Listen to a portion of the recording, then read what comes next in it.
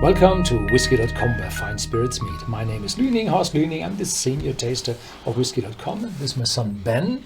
And today we have a closer look at the Bunnahabhain, 18 years of age. I've been to Bunnahabhain, and there's always that talking about how do you spell Bunnahabhain, with 3N or with 4N.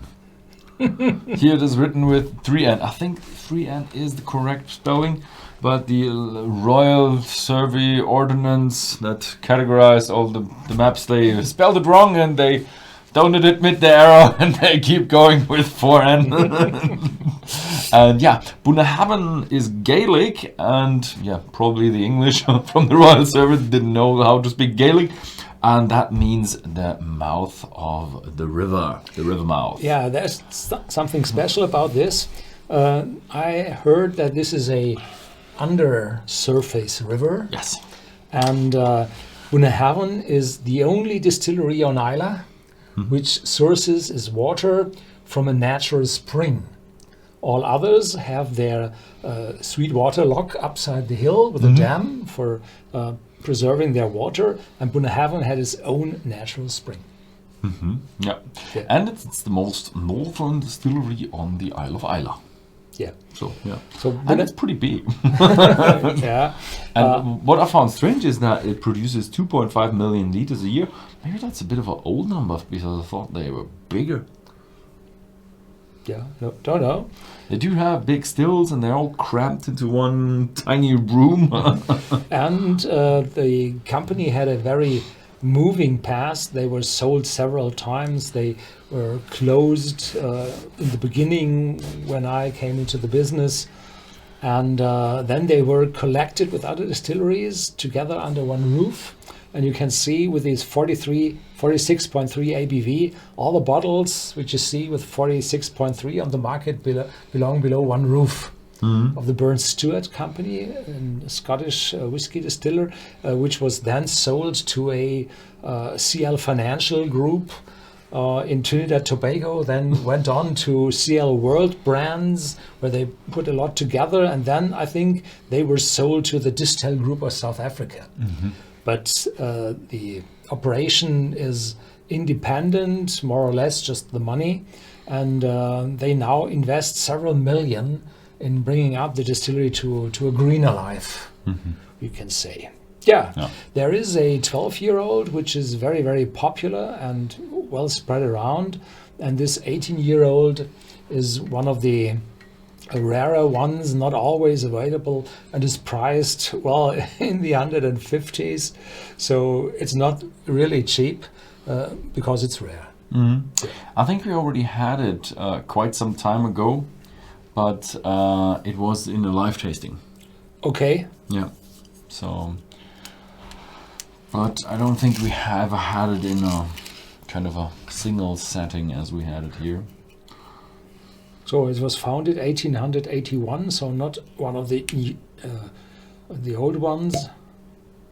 And this is you always talk about the story about the Wonderful the cork. seaman or the captain or however you want to call that guy here at front behind the ship steering wheel, and that's why, because the sailors used to ship through the Sound of Islay from the north, and that was the first distillery that they could stop and get their booze filled up in their ship.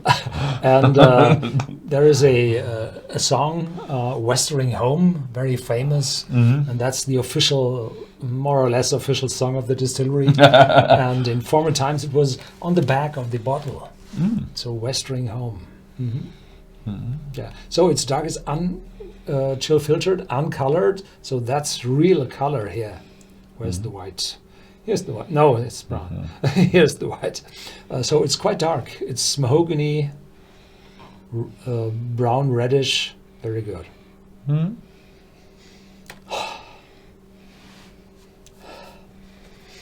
Definitely a sherry one. So it's 100% matured in sherry cask. Not first fill all, but definitely part of it. Dark, fruity, toffee, caramelized. Starting spiciness. Yeah. Move on. So, yeah.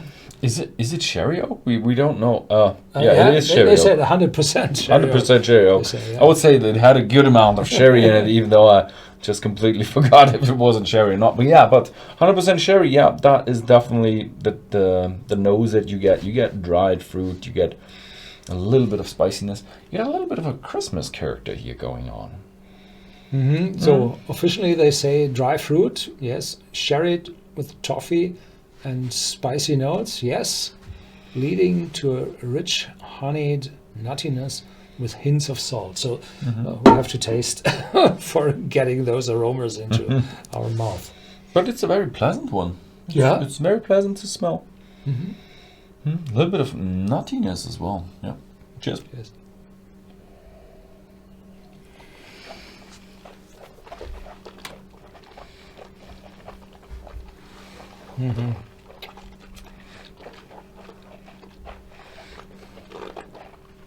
So that's just what the doctor orders. You're not allowed to make any health claims together with whiskey. No, not at all. So this is wonderful.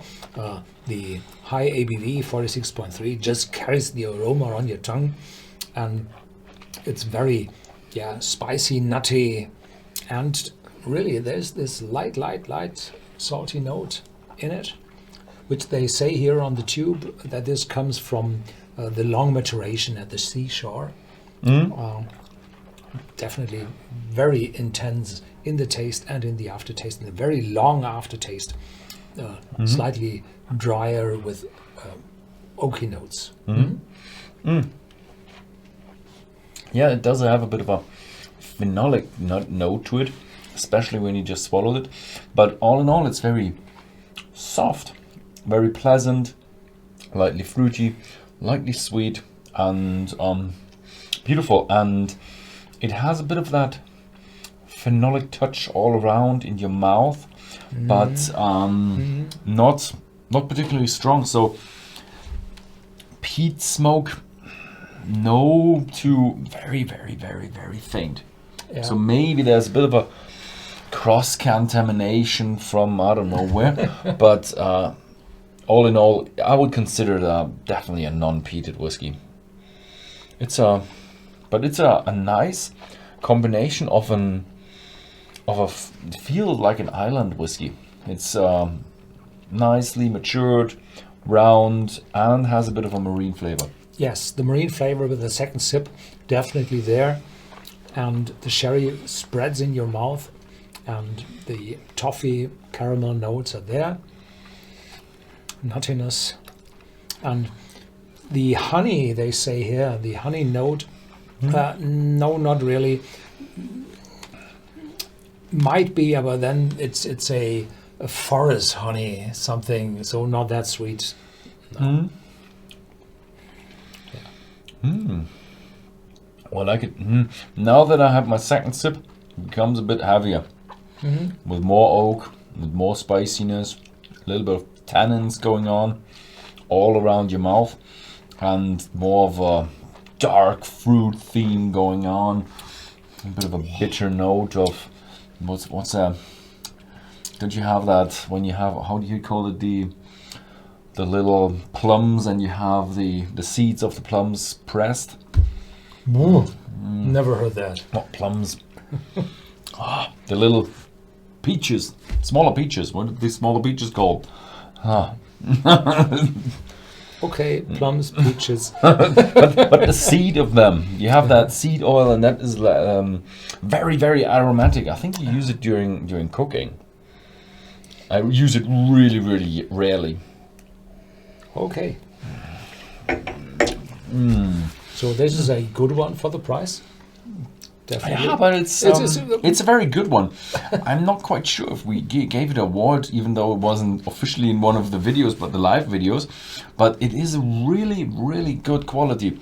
Still, it's a bit more expensive than than some other bottles, I would say. With 18 years, yeah, but it comes unchill filtered, uncolored, 46.3 ABV, so higher And than 18 normal. years. 18 years, and from the Isle of Islay, so you have to pay that. Yeah, that it's extra around money. 150. That would be something like $165, something like that. So it's a pretty expensive one, but although it's a really, really good one. Yeah, that was it. Thank you very much for watching, and see you next time.